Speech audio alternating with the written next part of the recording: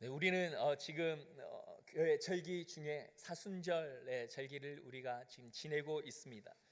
사순절은 부활절이 오기 전에 주일을 뺀 나머지 40일 동안 우리가 주님의 죽으심, 그 십자가를 묵상하며 보내는 절기입니다.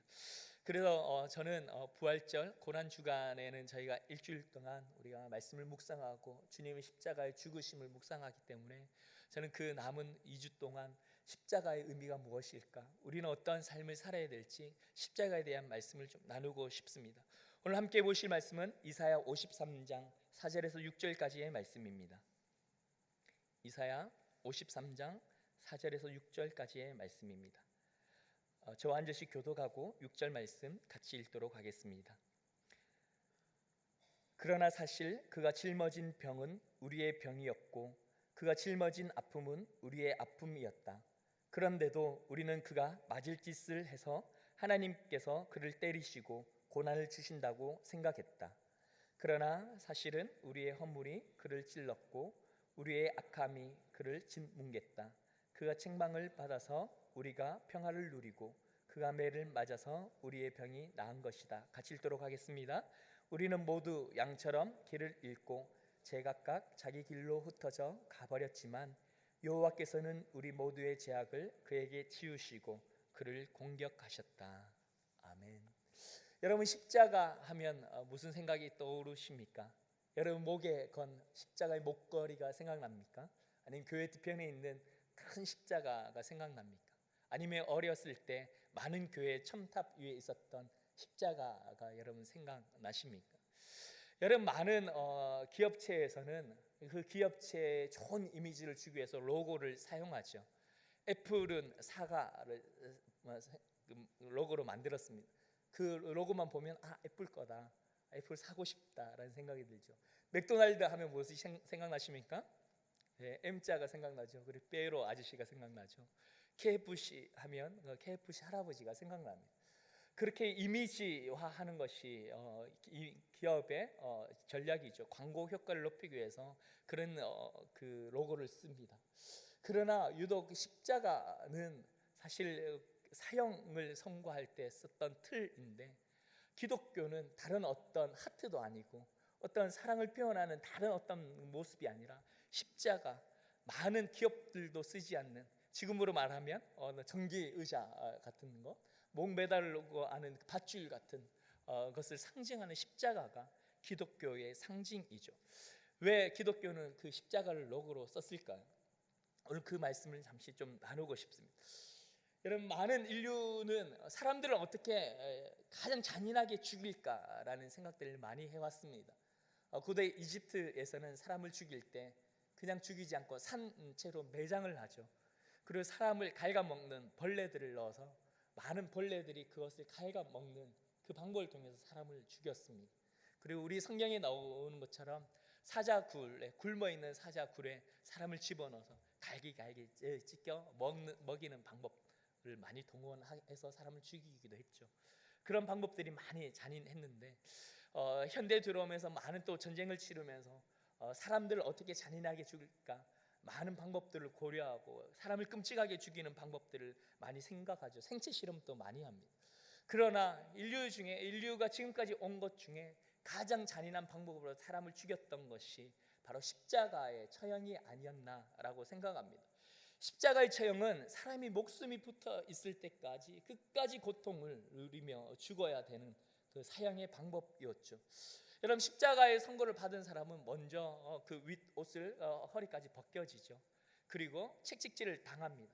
여러분께서 패션 오브 크라이스트를 보셨겠지만 그 책찍에 보면 그 맨 끝에는 갈고리가 있습니다. 거기에는 부셔진 또 강한 그 뼈들이 붙어 있고 때로는 쇠라 그런 창살들이 붙어 있어서 사람의 몸에 박히면 그 몸이 다시 다 벗겨지는 그 날카로운 것들이 있어서 많은 힘센 사람들이 책찍을 때리면 몸에 박혔다가 살갗이 터져나가기 시작하죠. 그리고 그 십자가형을 받은 사람은 그 십자가를 메고 십자가형을 있는 곳까지 갑니다. 예수님도 골고다 언덕까지 약 직선거리는 한 800m 된다고 하더라고요. 그 십자가의 무게는 보통 40kg에서 60kg, 많은 어떤 사람들은 80kg까지 봅니다. 그래서 길지 않은 길이었지만 그것을 메고 올라갑니다. 그래서 사람을 굉장히 지치게 만들죠. 그리고 십자가의 처형 장소에 도착하면 제수들의 옷을 완전히 다 벗깁니다. 그래서 수치를 느끼게 만들죠. 그리고 십자가의 못을 박습니다. 1999년 3월 14일 그 평화신문에 예수님께서 십자가에 당하실 때의 고통이 의학적으로 어떤 고통을 당했는지 그 기사가 쓰였던 적이 있습니다. 그것들을 한번 본 적이 있는데, 예수님의 십자가의 고통의 시작은 사실 겟셋마네 동산에서부터 시작되었다고 합니다. 예수님께서 피가 땀이 될 정도로 그 기도하셨다는 건 그렇게 열심히 정말 힘들게 고생해서 기도하였구나라는 것이 아니라, 사실 피가 땀이 될 정도의 기도하였다는 것은 의학적으로 혈한증이라는 의학 용어가 있습니다. 그 혈한증으로 인해서 피가 땀이 될 정도로 나왔는데, 정서적으로 극한 상황에 도달했을 때, 극심한 정신적 혼란을 겪었을 때, 그때 나오는 것이 혈한증입니다. 그것은 바늘로 얼굴을 찌를 때 느낌입니다. 그럼 혹시 얼굴 수술 많이 해보셨나요? 막 수술 마취만 해도 아픈데 그러한 고통을 먼저 겪으셨습니다. 예수님께서 채찍질 당하실 때 그 몸의 살갗이 다 뜯겨져 나갔죠. 그때 많은 출혈, 쇼크, 그 다음에 혈압 저하를 경험했다고 합니다. 십자가형에서 사용했던 못은 12.7cm에서 17.8cm 한 이 정도 길이가 되겠죠. 굉장히 길잖아요. 그리고 지름이 1cm 정도 되는 대형 못이었습니다. 그리고 우리가 잘 알듯이 손바닥이 아니라, 손바닥에 못이 박히면 손이 다 찢겨 나가서 손이 떨어지지 않습니까? 그래서 손목뼈에 관통을 해서 못을 박았습니다. 예수님의 발은 두 발이 겹쳐진 상태에서 두 번째, 세 번째 발가락 중심에 두 개의 발이 겹쳐서 관통을 했습니다. 그래서 양손과 발은 주신경이 끊어졌던 고통, 이것은 손과 발이 잘리는 그런 고통을 받는다고 합니다.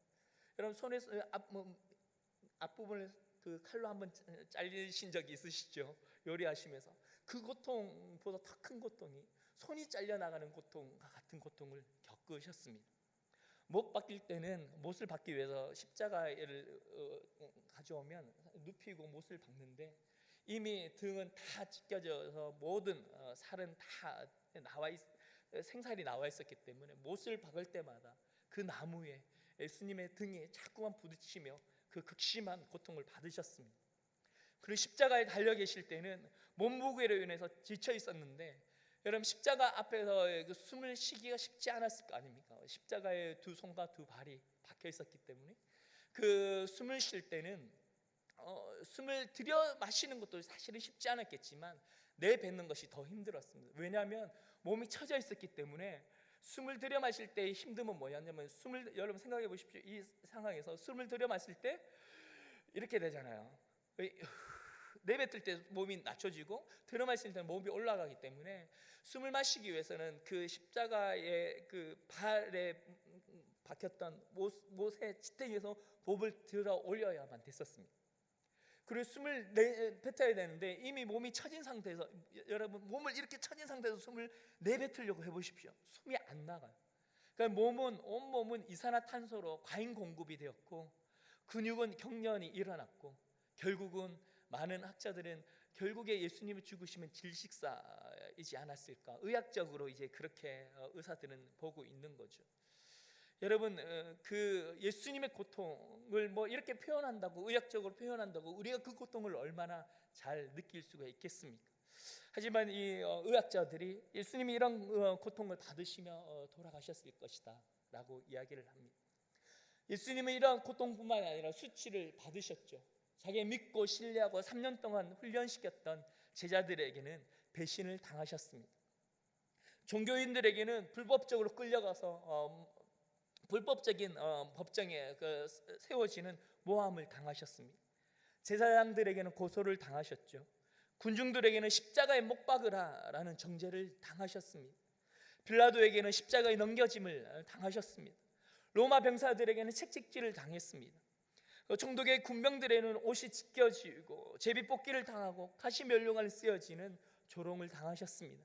그리고 예수님은 침뱉음도 당하셨고 머리가 치어지고 무릎을 꿇기는 그런 정말 조롱과 모욕을 당하셨습니다.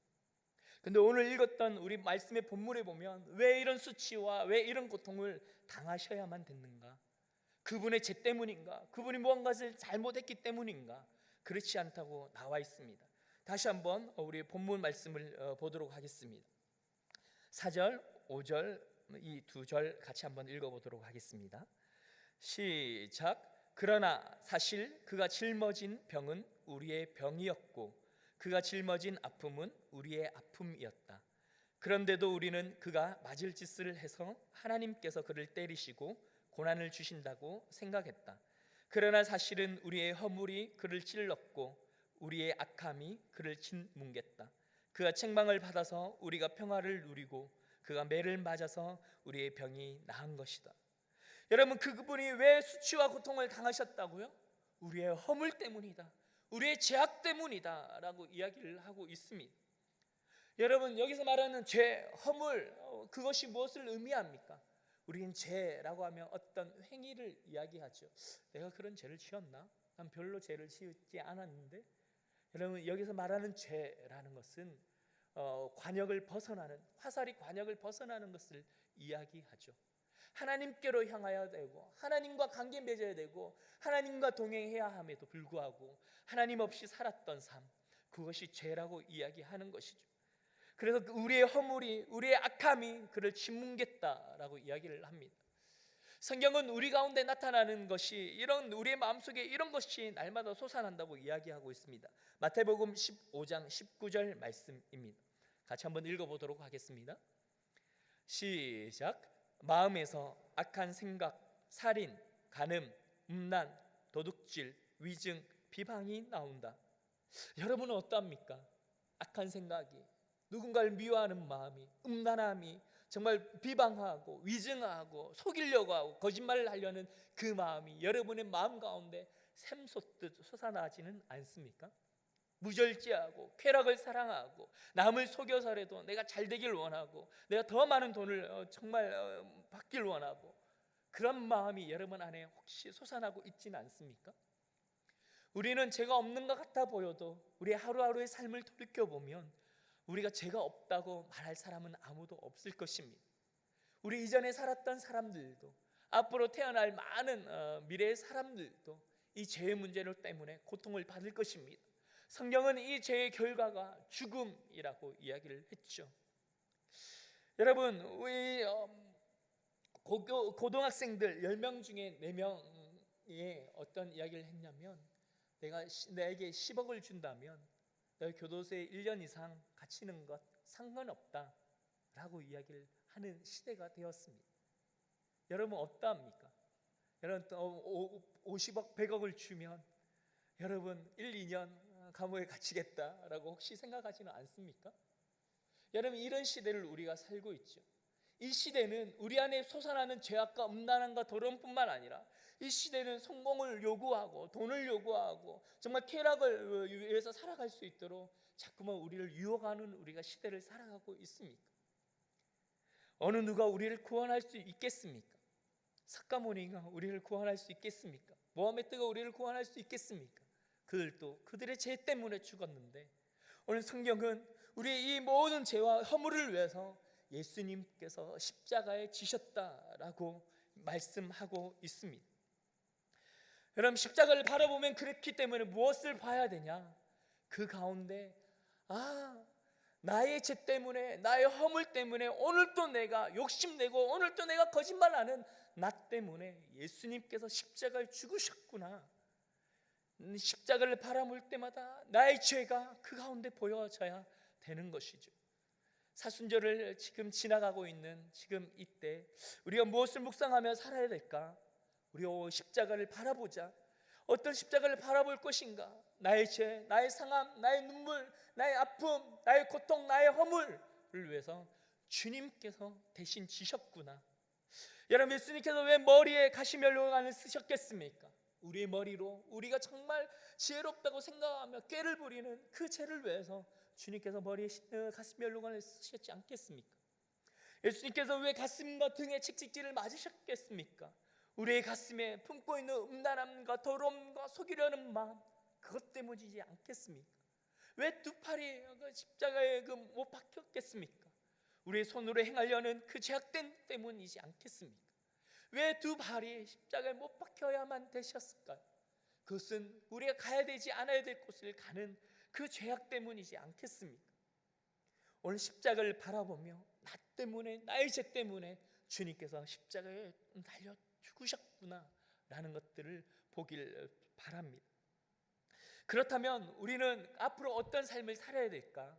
갈라디아서 2장 20절 말씀 같이 한번 읽어보도록 하겠습니다. 갈라디아서 2장 20절 말씀 같이 한번 읽겠습니다. 시작.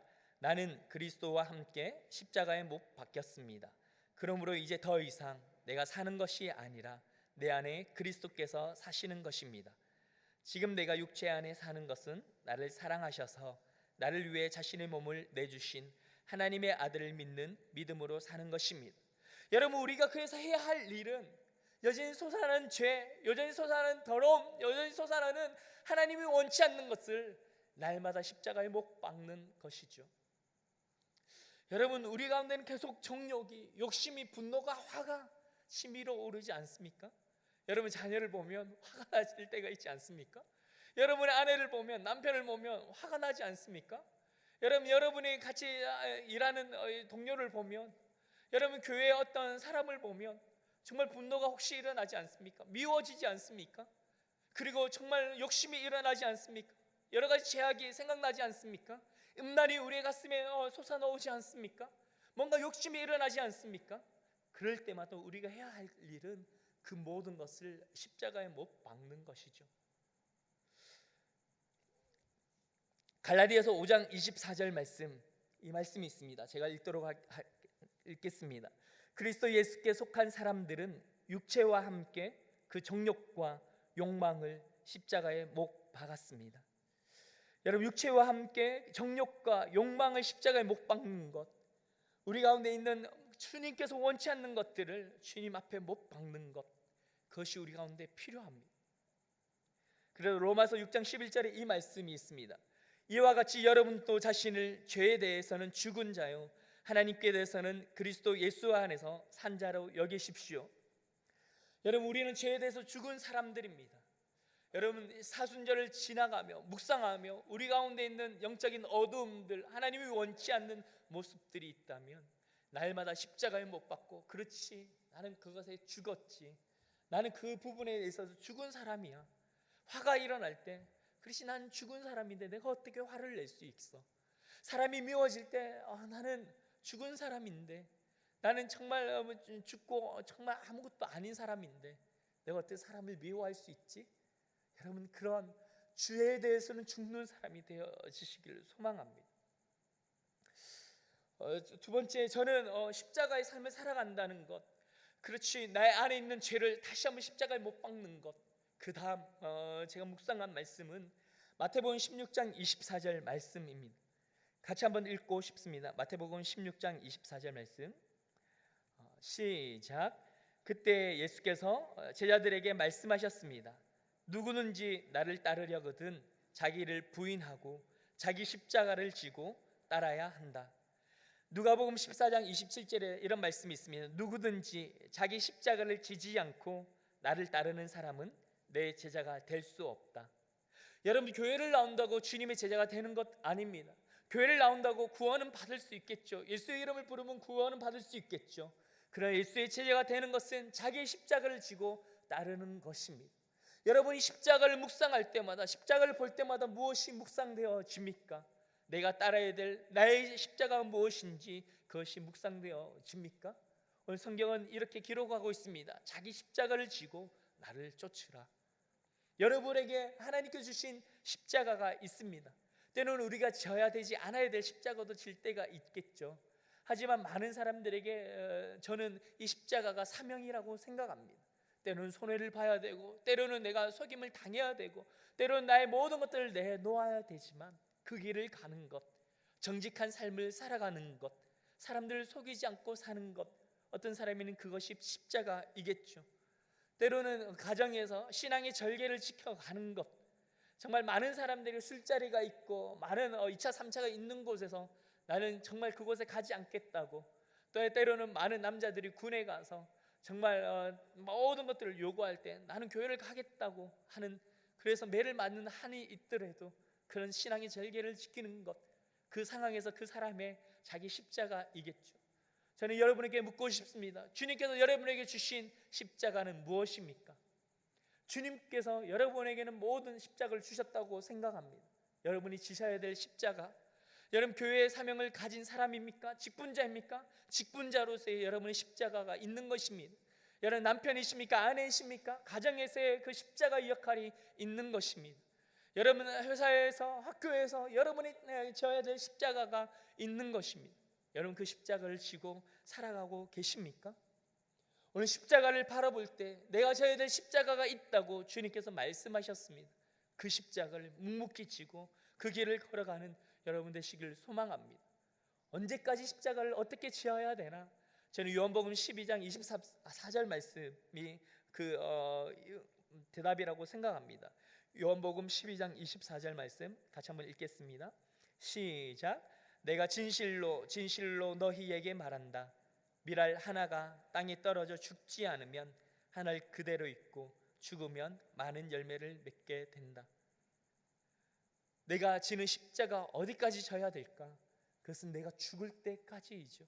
내가 죽고 다른 사람이 산다면, 내가 죽고 교회가 살아난다면, 내가 죽고 가정이 살아난다면 나의 십자가를 거기까지 지는 것이 우리의 사명이라고 생각합니다. 여러분 사순절을 지나며 십자가를 바라보는 여러분들 되시길 소망합니다.